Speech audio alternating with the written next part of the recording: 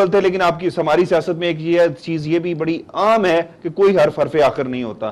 कल के जो थे मुखालफीन आज के साथी हैं, उन्होंने पहले भी साथी रहे हैं किसी दौर में 85 में। क्या समझते हैं कि इन मुखालफीन के साथ जितने बड़े बड़े ये जायंट आ गए हैं, आजम सवाती आ गए हैं और बहुत सारे जायंट्स आ रहे हैं, क्या तहरीक इंसाफ की जो माजी की जो जब से तहरीक इंसाफ बनी, जो टीम साथ चल रही थी खान साहब के साथ, वो टीम में कोई कॉम्प्लेक्स या कोई टेंशन तो नहीं शुरू होगी कि इतने बड़े बड़े जायंट्स आएंगे तो उनकी हैसियत क्या रह जाएगी? देखिए, पहले तो मैं बहुत शुक्रिया अदा करता हूं हमारे भाई मोहतरम का कि इन्होंने बड़ी अच्छी बात की जो मियादात के हवाले से की और जो इन्होंने इमरान खान के उस मैच के हवाले से की जहां पर वर्ल्ड रिकॉर्ड की बात ये कर रहे थे। इसने ये बात साबित कर दी कि पाकिस्तान के सामने इमरान खान किसी चीज को भी अहमियत नहीं देगा। सही।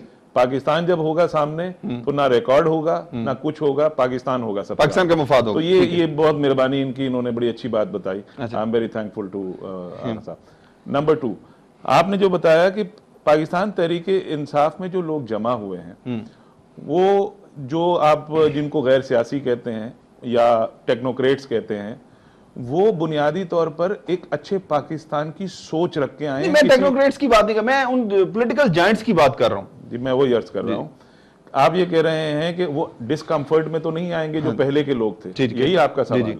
तो मैं आपसे ये कह रहा हूं कि जो पहले के लोग जितने भी हैं, जो 14 साल 15 साल 16 साल से मेहनत कर रहे हैं, वो बुनियादी तौर पर एक ख्वाब लेकर चले हुए हैं, एक पाकिस्तान का खूबसूरत एक ख्वाब। उसके अंदर ना तो कोई ओहदा है ना तो कोई रिकग्निशन उनको चाहिए। आप यकीन कीजिए, इस तहरीक इंसाफ के पीछे जो लोग बैठे हुए काम कर रहे हैं, मैं आपको ईमानदारी से हल्फिया ये बताता हूं कि बगैर किसी लालच के आला आला मर्तबों पर बैठे हुए लोग रात रात भर बैठकर बजट बना रहे हैं, चीजें बना रहे हैं, पॉलिसीज बना रहे हैं, पेपर्स उसके बना रहे हैं, और बगैर किसी लालच के। सही। ये एक अजीब सी बात है, एक अजीब सी मोहब्बत है इस मुल्क से, जिसके लिए वो दिन और रात लगाए बैठे हैं। नाज़रीन, कल की तकरीर खान साहब की बड़ी जानदार थी, जिसने पाकिस्तान की सियासत में एक भूचाल सा पैदा कर दिया। एक चीज उन्होंने जब कल मियां नवाज शरीफ के हवाले से जो बात की कि मियां नवाज शरीफ से अब 10-10 ओवर का मैच हो ही जाना चाहिए, अगर वो जल्दी कर लें तो उस मैच को जल्दी हो जाना चाहिए। आइए देखते हैं कि खान साहब ने मियां नवाज शरीफ साहब के चैलेंज को किस तरह कबूल किया और उनको किस तरह चैलेंज दिया। कि मियां नवाज शरीफ ने कहा है कि 10 ओवर का मैच खेल लो मेरे से।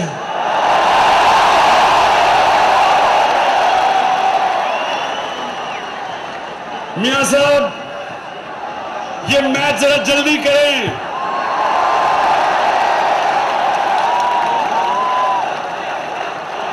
ये मैच जल्दी करें, ये ना हो सके आपको टीम ही ना मिले।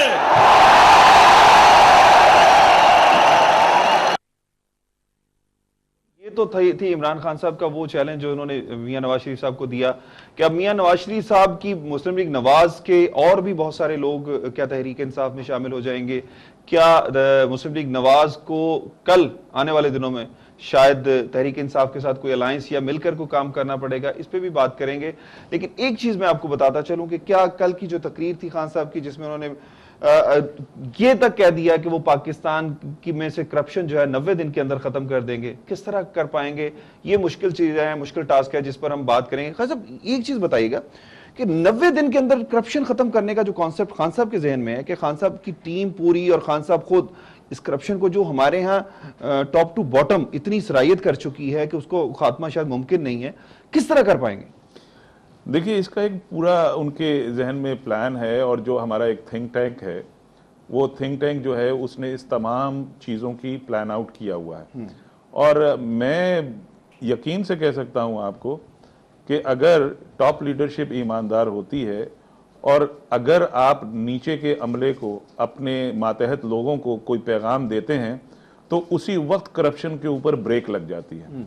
अनलेस और अनटिल वहां से कुछ उनको रिलीफ मिले, उससे पहले वो फौरन ही रुक जाती है।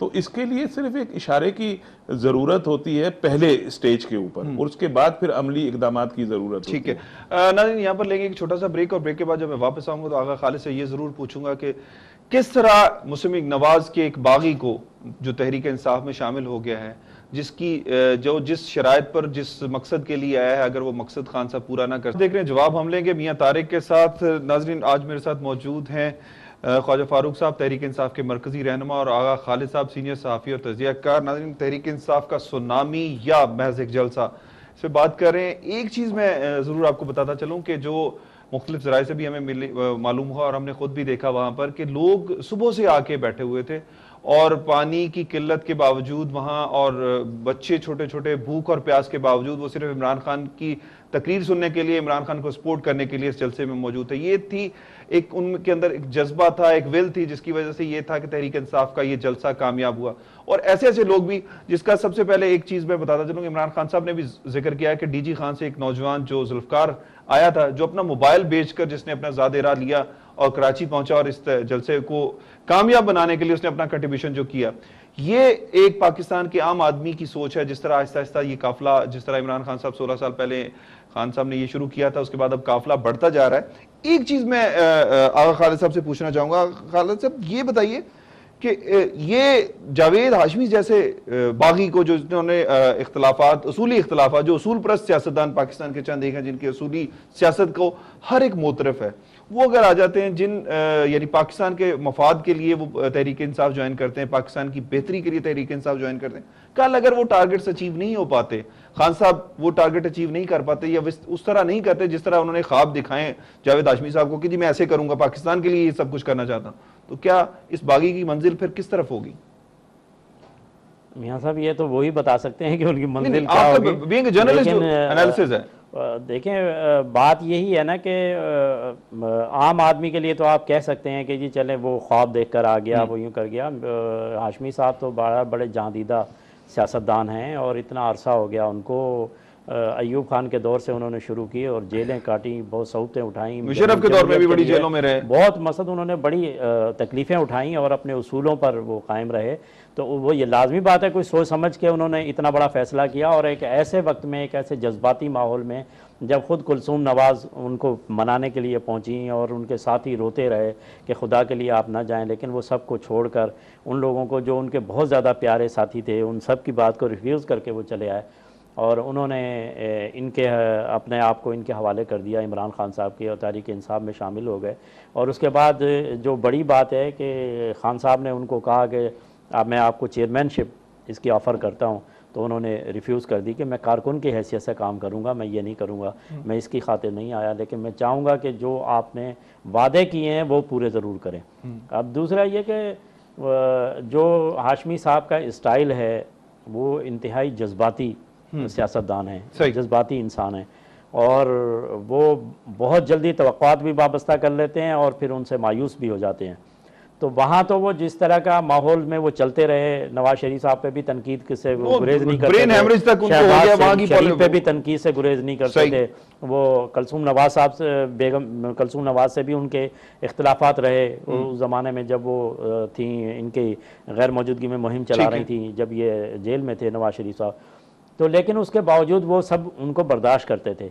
ये है कि उनके साथ बहुत ज़्यादा ज़्यादतियाँ भी हुई, इसमें कोई शक नहीं है उस जमात में, लेकिन ये इस तरह तो सियासी पार्टियों में ये हो ही रहा है। पीपल्स पार्टी में कितने लोगों के साथ ज़्यादतियाँ हो रही हैं, ये हो रही हैं, और ये दुनिया में ऐसा होता ही है कि बहुत सारे लोग मायूस हो जाते हैं और ख़ासतौर पे ऐसा आदमी जो हर बात मुंह पे कह दे। लेकिन अब सवाल ये है कि क्या इनके वो नाजो नाम खान साहब उठा पाएंगे, तहरीक इंसाफ उठा पाएगी, ये एक बड़ा मैं खालिद साहब एक चीज़ पूछता हूँ। मुस्लिम लीग नून का भी ये कहना है कि जो एहतराम जावेद हाशमी साहब को मुस्लिम लीग नवाज में मिला वो कहीं और नहीं मिल सकता, और दूसरी तरफ ख्वाजा साद रफीक साहब का ये कहना है कि खान साहब जो है अमेरिका और एमकेएम के खिलाफ नहीं बोलते, उनके खिलाफ क्यों नहीं बोलते, पहले बोलते थे। क्या कोई इस तरह की कोई डील हो चुकी है आप लोगों की? क्या इस तरह की कोई बिहाइंड द कर्टन को ऐसा मामला है कि आप लोग चाहते हैं कि इस तरह की कोई डील के जरिए आप जो है सबको, जिस तरह रिकंसिलिएशन की पॉलिसी है, कि आपकी भी कोई रिकंसिलिएशन की पॉलिसी शुरू हो चुकी है? मैं पहली बात तो एक चीज़ आपको बताना चाहूँगा और आप इसको बिल्कुल अच्छी तरह पता है कि पाकिस्तान तहरीक इंसाफ की एक भी सीट इस वक्त नेशनल असम्बली में या किसी भी प्रोविंशियल असेंबली में नहीं है। ये क्या वजह है कि इतने बड़े बड़े नाम इतनी बड़ी बड़ी पार्टियों से छोड़कर इसमें शामिल हो रहे हैं और होने को आ रहे हैं, जबकि ये हो रहे हैं, करवाए जा रहे हैं? नहीं, हो रहे हैं खुद से। अब आप मुझे सिर्फ इतना बता दीजिए कि ये एक फ्रूट फॉर थॉट मैं आपको दे रहा हूं, इस बात को सोचने की जरूरत है कि एक पार्टी जिसके पास कोई सीट नहीं है किसी भी असेंबली में और उस पर लोग अपने आप को पेश कर रहे हैं कि जी हम आपके साथ काम करना चाहते हैं। ये सिर्फ ये जाहिर करता है कि लीडरशिप पर मुकम्मल एतमाद है इन लोगों का। दूसरी बात जो आपने सवाल किया कि MQM से और अमेरिका से, ना तो हमारी MQM से कोई लड़ाई थी ना है।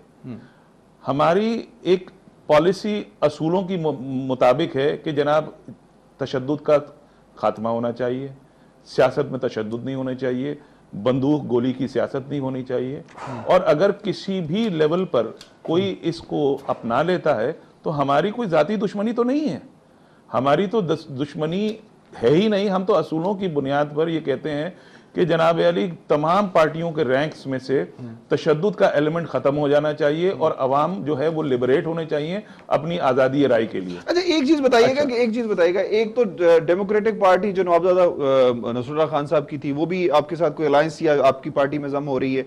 सेकंड ये बताइएगा, आज जिस तरह शाह महमूद कुरैशी साहब ने कॉम्प्रेस रहनुमा जिला महमूद शाह से भी मुलाकात की, तो क्या सिंध के कॉम्प्रेसों को भी आपसे साथ लेके चलेंगे? जी हाँ, हमारा ये ख्याल है कि जितने भी ऐसे नाराज लोग हैं जो कि पाकिस्तान की फेडरेशन से नाराज रहे हैं या और दूसरे हैं, उनको भी कौमी धारे में लाया जाए और उनको भी एक नेशनल यूनिटी में लाया जाए। सही। और उसके लिए वो पैगाम हमारा खुला हुआ है और वो जरूर आए। लेकिन आपने जो सवाल का जवाब रह गया वो अमेरिका के ऊपर था। जी जी।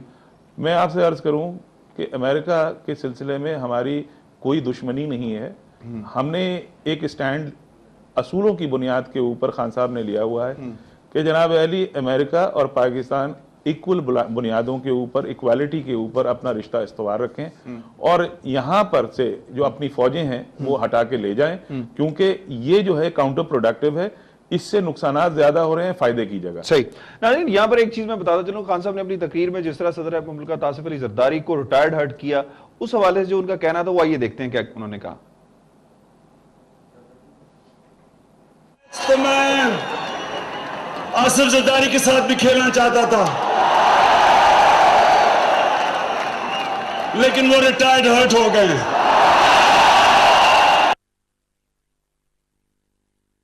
था जो उन्होंने सदर मुमलिकत आसिफ अली जरदारी को कहा कि वो रिटायर्ड हर्ट हो चुके हैं, वो उनके साथ भी मैच खेलना चाहते थे। क्या आगा खालिद साहब, इमरान खान साहब के ये 10-10 ओवर के जो मैच है जरदारी साहब से, मियां नवाज शरीफ साहब से, आप क्या समझते हैं कि उसमें तहरीक इंसाफ और खान साहब जो है फतह याब हो जाएंगे?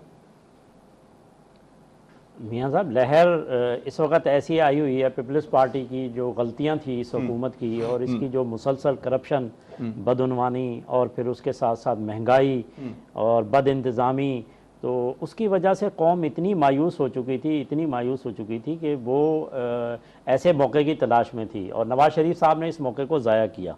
इसमें कोई शक नहीं है कि वो जो है वो सिर्फ इस इंतजार में रहे कि कहीं ऐसा ना हो कि मैं खड़ा हो जाऊं, वो अपनी बारी के इंतजार में रहे। नहीं, ये भी कह सकते हैं, लेकिन ये भी कह सकते हैं कि उनको यही ज़्यादा खौफ हर वक्त रहता है कि कहीं फ़ौज इससे फ़ायदा ना उठा ले, कोई जनरल इससे फ़ायदा ना उठा ले, तो मैं ऐसा करूँगा तो बद इंतज़ामी पैदा होगी और मुल्क में अफरा तफरी आएगी और उसे कोई हम सबको घर भेज देगा दोबारा। तो लेकिन ये कि खान साहब ने उसका फ़ायदा उठाया।